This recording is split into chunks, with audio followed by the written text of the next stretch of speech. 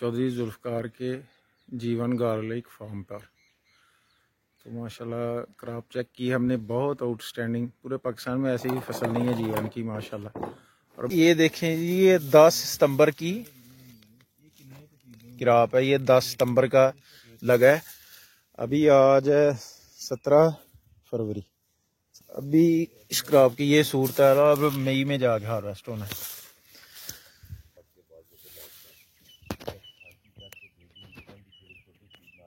भाई ये आपका सवाल जो है ये बहुत कीमती सवाल आपने किया है, क्योंकि इस साल बेशुमार नए फार्मर्स सीड खरीदने जा रहे हैं। ये उनके लिए भी बहुत अच्छा पैगाम होगा। इसकी हार्वेस्टिंग हम लोग मॉनिटर करते हैं जब इसके ऊपर स्केप निकलता है, फूल।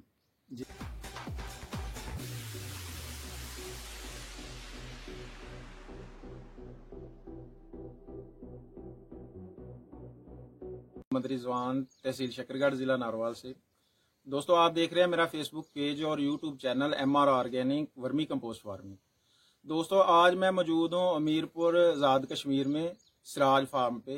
दोस्तों, मेरे साथ मौजूद हैं जीवन गार्लिक के पायनियर चौधरी जुल्फ़कार और जवाद गुल भाई। अस्सलाम वालेकुम। क्या हाल चाल है सर? काइंडली दोस्त जो आपको देख रहे हैं उनको तारफ करवा दें अपना। जी, मैं जुल्फ़कार सिराज, मीरपुर आज़ाद कश्मीर, सिराज फार्म से। हम लोग जीवन को सिंस 2016 से ग्रो कर रहे हैं। अल्हम्दुलिल्लाह पाकिस्तान में मैं उन चंद फार्मर्स में हूँ जिन्हें सबसे पहले ये जीवन का बेड़ा उठाया था। और अल्हम्दुलिल्लाह आज पाकिस्तान भर में 4000 के लगभग 4000 एकड़ के लगभग फसल काश्त की गई है, और जो कि इस साल अल्हम्दुलिल्लाह बड़ी अच्छी फसल पूरे पाकिस्तान में हो रही है। और हम इसी को लेके आगे चल रहे हैं, और इसके साथ साथ ऑर्गेनिक पे हम लोग काम कर रहे हैं। हमारी दिलचस्पी ऑर्गेनिक पे है। हम लोग कोशिश कर रहे हैं कि हम केमिकल खादों से बचें, ताकि जीवन तो चलें अभी सीड के लिए यूज़ हो रहा है, लेकिन रोज़मर्रा की रूटीन की जो फसलें हैं, गंदम है, मकई है, बाकी सब्जियात जितनी भी हैं, वो हम कोशिश कर रहे हैं कि अपने फार्मर्स को अवेयरनेस दें कि वो ऑर्गेनिक की तरफ आएँ, क्योंकि दुनिया ऑर्गेनिक की तरफ शिफ्ट हो रही है और अब हम जाके केमिकल पे शिफ्ट हुए हैं। तो हमें चाहिए कि हम ऑर्गेनिक की तरफ वापस आएँ। मैं भी डॉक्टर आसिफ शरीफ साहब का एक स्टूडेंट हूँ। पिकनिक पे मैं भी काम करना चाहता हूँ, कर रहा हूँ। कुछ असूल पिकनिक के अपनाए हैं, क्योंकि ये जीवन है, सारे असूल अपनाए नहीं जा सकते, मुश्किल है। जी जी, तो कोशिश लगे हुए हैं, बाकी देखें, अल्लाह खैर करे। जी माशाल्लाह सर। जवाद भाई अपना भी तारुफ करवा दें थोड़ा सा। जी, मैं जवाद गुल, मीरपुर से तल्लक है। गुल जी एग्रीकल्चर फार्म के नाम से काम कर रहे हैं। तीसरा साल है जीवन में। माशाल्लाह सर। जी, तो माशाल्लाह अल्हम्दुलिल्लाह बेहतरीन चल रहा है निज़ाम। और अभी आपके जो आने का मकसद है वो यही है कि हम कोशिश कर रहे हैं कि इस वर्मी कंपोस्ट पे काम करें, और काम करके हम इस पे जो है ना शिफ्ट हो जाएं, ऑर्गेनिक पे शिफ्ट हो जाएं हम। केमिकल फर्टिलाइजर से जान छूट जाए जी हमारी। जी बिल्कुल। सर, आज मौका मिला है हमें कुछ दोस्तों को ये वीडियो शेयर करने का कि हम कुछ बेसिक इन्फॉर्मेशन जीवन गार्लिक के बारे में दोस्तों को दे सकें कि बेसिकली ये क्रॉप है क्या, और इसकी इतनी ज़्यादा हाइप क्रिएट हुई हुई है कि जीवन गार्लिक हमें लगाना चाहिए, और इसकी बेसिक वजह क्या है, और इसको उगाने का और इसका सारा टोटल मेथड हम जो है ना समझने की कोशिश करते हैं सर सिराज साहब, जुल्फ़कार सिराज भाई से। सर, सबसे पहले हम आपसे एक इंफॉर्मेशन लेना चाहेंगे कि सर ज़मीन की तैयारी और लेवलिंग करने के बाद सीड जो हमने जीवन गार्लिक का फर्ज करें परचेज ही करना फर्स्ट टाइम तो हर बंदे ने, तो सर ये 1 एकड़ में कितना लगता है? ये 1 एकड़ में 800 kg सीड लगता है। आप जब खरीदेंगे अक्टूबर में, जून में, जब ये सीड तैयार होता है उस टाइम 800 kg है। अगर आप जाके अक्टूबर में या सितंबर में खरीद रहे हैं तो फिर आपको 650 kg लेना पड़ेगा। 650 यानी कि ड्राई सीड, फुल ड्राई हो जाता है। फुल ड्राई हो जाता है सर। अच्छा, अगला सवाल सर, जमीन की तैयारी किस तरीके से करनी चाहिए सर? ज़मीन की तैयारी सब बिल्कुल नॉर्मल है, जैसे आप गंदम के लिए ज़मीन तैयार करते हैं वही तरीकाकार है। बस इसमें हम हर दफ़ा कहते हैं कि इसको आप लेज़र लेवल करवा लें और चीज़र ज़रूर यूज़ करें। जी एक दफ़ा चीज़र पूरे को घुमा के तैयार कर लें और उसके बाद हम इसको फ़ी एकड़ 12 ट्राली गोबर डालते हैं, माशाल्लाह। क्योंकि जीवन गोबर के बगैर प्रोडक्शन नहीं देगा नहीं। आपको, ये चीज़ याद रखिएगा। जितनी मर्जी केमिकल खादें लगा लें आप, 6 बोरी भी डीएपी डाल लें, लेकिन जो गोबर ने रिजल्ट देना है वो और कोई चीज़ रिजल्ट नहीं देगी। यानी कि ऑर्गेनिक मैटर जमीन में ऑर्गेनिक पूरा होना चाहिए। पूरा मुकम्मल होना चाहिए, बिल्कुल। सर ठीक और ज़मीन की तैयारी होगी सर, हमने फ़र्ज़ करें उसको अब हमने बेड पे लगाना चाहिए हमें या खेलियों पे लगाना चाहिए। कई लोगों मैंने देखे हैं स्वाबी वाली साइड से सर क्यारों पे लगाते हैं, आप क्या रिकमेंड करते हैं? देखिए, फ्लैट में नहीं लगाना चाहिए, बाकी आपके पास जो चीज़ अवेलेबल है, आप 42 इंच का बेड बना सकते हैं, 36 इंच का बेड बना सकते हैं, जो भी आपके पास मशीनरी अवेलेबल है, प्लांटर अवेलेबल है, उससे आप बनाएं। नॉर्मली हर ज़िम्मेदार के पास जो मकई की खाली बनती है वो मौजूद है, उस पर लगाएं। सिंगल लाइन लगाएं, डबल लगाएं। हमने तो 6 भी लगाई हैं, 4 भी लगाई हैं, 2 भी लगाई हैं, मुख्तलिफ ट्रायल किए हुए हैं।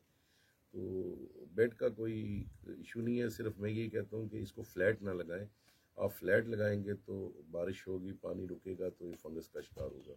बेशक। और मैंने अक्सर सर देखा भी है कि कई दोस्त जो है ना वो पराली डालते हैं, आपने भी माशाल्लाह पराली डाली हुई है, तो इसका और जो मसलन बगैर पराली के है या ये पिकनिक मेथड है, आप पिकनिक मेथड को फॉलो कर रहे हैं सर, तो इसमें और उसमें जो पराली के बगैर है, मल्चिंग के बगैर है, उसमें कोई फ़र्क आपको? जी बिल्कुल। पहली दफ़ा हम लोगों ने ये मल्चिंग की है पराली की, और इससे हमें बहुत अच्छे रिजल्ट्स मिले हैं। 4-5 चीज़ें प्लस हो गई हैं। एक तो जड़ी बूटी नहीं निकली, हमें ज़्यादा लेबर कॉस्ट नहीं पड़ी। जी दूसरा, ज़मीन का मॉइस्चर ख़त्म नहीं हुआ। जी, सबसे बड़ी बात तीसरा ज़मीन बिल्कुल बुरबुरी और नरम है। रहती है। और चौथा फ़ायदा जो मेरे ख्याल में अगले महीने में हमें होगा, जो हीट वेव आ रही है उससे बचत है। सबसे अच्छी बात ये है सबसे बेहतरी है। इन 4 चीज़ों से बचने के लिए मेरी ये टोटल फील्ड है, ये 80% अल्हम्दुलिल्लाह मल्च पे और 20% हमने छोड़ी हुई है। वो हम गोलियों पे चला रहे हैं, कोशिश कर रहे हैं कि लेबर भी चलती रहे और ये साथ साथ काम भी चलता रहे। ठीक है सर। सर ये बेसिक इसकी स्विंग डेट जो पहले सवाल करने वाला था वो मैं अब कर रहा हूँ, ये इसका आइडियल जो मौसम है लगाने का वो कौन सा है सर?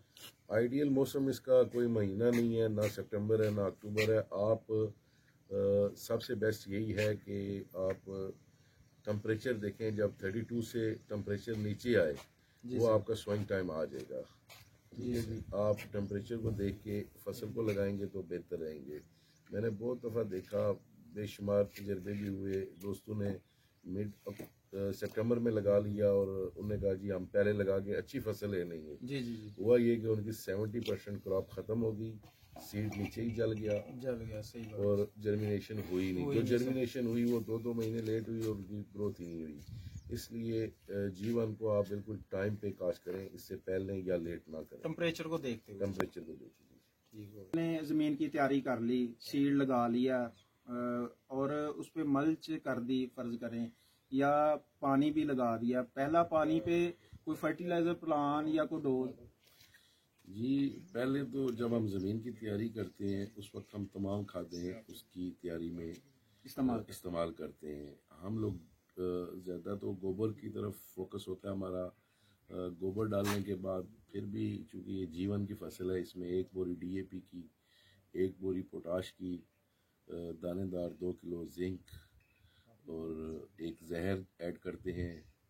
कभी रेफरी करते हैं, कभी क्लोरी करते हैं। ठीक है जी। उसके बाद सोइंग बेड बना के सोइंग करते हैं, फिर पानी लगाना है। पहले पानी में हम कोई खुराक भी नहीं लेते जी। ठीक है जी।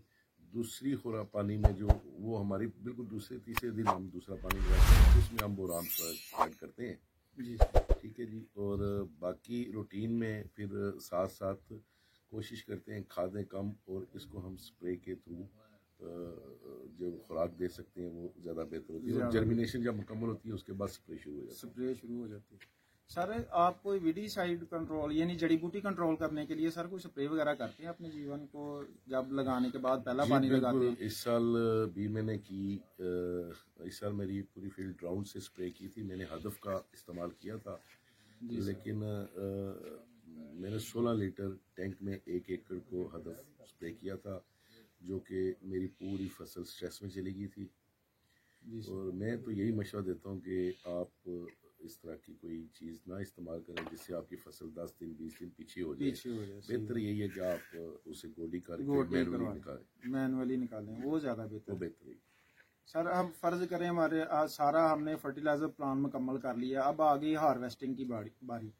सर इसका आइडियल टाइम हार्वेस्ट करना वो उसकी स्टेम्प को देख के करना होता है या मौसम को देख के करना होता है, या क्या तरीका कार है कि अब हमारी फसल हार्वेस्टिंग पर पहुंच चुकी है? जी रिजवान भाई, ये आपका सवाल जो है ये बहुत कीमती सवाल आपने किया है, चूँकि इस साल बेशुमार नए फार्मर सीड खरीदने जा रहे हैं। ये उनके लिए भी बहुत अच्छा पैगाम होगा। इसकी हार्वेस्टिंग हम लोग मॉनिटर करते हैं जब इसके ऊपर स्केप निकलता है, फूल। जी सर। वो अगर निकला, फ़र्ज़ करें कि 8 अप्रैल को या 7 अप्रैल को, उसके 1 महीने के बाद ऑलमोस्ट फसल आपकी रेडी होती है। रेडी होती है, ठीक है। लेकिन हम लोग देखते ये हैं कि जो फसल लगी हुई है, चूँकि ये फ्रेश में बिक रही होती है, कोशिश यही होती है कि ये तकरीबन 50% फील्ड लगी हुए ही ड्राई हो जाए। जी ठीक है। इसके लीव्स जो है वो 50% ड्राई हो जाए, उसके बाद हम लोग हार्वेस्ट करते हैं। बेसिक फोकस होता है जो स्केप तोड़ने के 1 महीने के बाद ऑलमोस्ट वो ड्राई हुए होते हैं। मेरे पिछली आप वीडियोस देखेंगे जो आज़ाद साहब के साथ भी बनी, जी। आप उसमें मेरी फील्ड देखेंगे, उसमें आपको ग्रीनरी नज़र नहीं आएगी। नहीं आएगी, ठीक है, टोटल ब्राउन आपको नज़र आएगी। असल तरीकाकार वो है। हमारे कुछ फार्मर्स इस लालच में कि ये वजन सूख जाएगा, वजन ज़्यादा नहीं निकालेगी, तो अपना भी नुकसान करते हैं और अगले फार्मर का भी नुकसान करते हैं। पिछले साल मैंने देखा लोगों ने 10 टन माल लिया। जी जी। फार्मर्स ने प्री मैच्योर उसको हार्वेस्ट किया, वो घर लेके गए, उन्हें 10 टन में से 1 टन भी ना बचा सके। यहाँ पे फार्मर्स के साथ ज़्यादती होती है। इसलिए मेरी इस तमाम दोस्तों से गुजारिश है कि अल्लाह की ज़ात ने इस जीवन में बहुत रिज़्क रखा है। आपको अल्लाह बहुत रिज़्क दे रहा है, लेकिन आप कोशिश करें कि इसको दयानतदारी से आगे डिलीवर करें। इसको 50% इसके लीव्स जो हैं वो ड्राई हों, उसके बाद इसको हार्वेस्ट करें, ज़्यादा बेहतर होगा। सर जो नया फार्मर है जीवन लगा लेता है, वो कितनी जो इसकी एवरेज ले सकता है, कितने मन पर एकड़ ले सकते हैं? और आप सर खसूसी तौर पे आप क्या कितने मन आपकी एवरेज आ रही है माशाल्लाह? ये रिजवान साहब, ये नॉर्मली तो 200 मन से लेके ये 300 मन तक इसकी पैदावार जाती है, अगर आप एकड़ में बीज पूरा एकड़ का लगाएं तो। अब ऐसे नहीं कि आप 400 केजी लगा के आप एकड़ की डिमांड करें कि ये मेरी 200 मन भी नहीं निकली। आप सीड पूरा लगाएं। मैंने एकड़ में सीड 800 केजी पूरा लगाया, मैंने अल्हम्दुलिल्लाह 450 मन भी पैदावार दी है माशाल्लाह। ये मेहनत पे डिपेंड करता है आप कितनी मेहनत कर रहे हैं, और सबसे ज़्यादा डिपेंड करता है आपकी सीड क्वालिटी पे। जी सर। लोग 100-200 के लालच में जाके छोटा सीड ले लेते हैं, नॉन ग्रेडेड होता है, बिल्कुल छोटे छोटे सीड होते हैं। जब आप सेहतमंद बीज लेंगे, वो सेहतमंद फसल होगी, तब आपकी एवरेज निकलेगी, तब आप एवरेज ले सकते हैं। जी माशाल्लाह। और नया फार्मर सर कितनी एवरेज ले सकता है अगर सीड पूरा लगा लेता है? फर्ज करें वो 800 केजी पूरा सीड लगाता है, हाँ जी। तो मैनेज करके चले तो वो तकरीबन 400 मन के करीब पहुंच सकता है? नहीं, नया फार्मर पहले साल अगर वो अच्छी मेहनत कर लेता है, सीड पूरा लगाता है और सीड उसका सेहतमंद होता है, जी सर, तो 250 से 300 मन तक जाएगा। जी लेकिन माशाल्लाह। अच्छी मेहनत करे। अगर वो नॉर्मल मेहनत करके भी तो 250 मन उसका कहीं भी नहीं गया, 250 मन आना ही आना है। आना ही आना माशाल्लाह।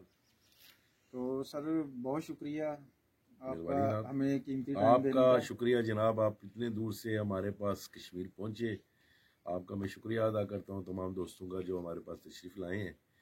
तो हमारी कोशिश यही होती है कि हर आने वाला मेहमान हम उसको वेलकम करें। बाकी लेना देना नसीब की बात होती है।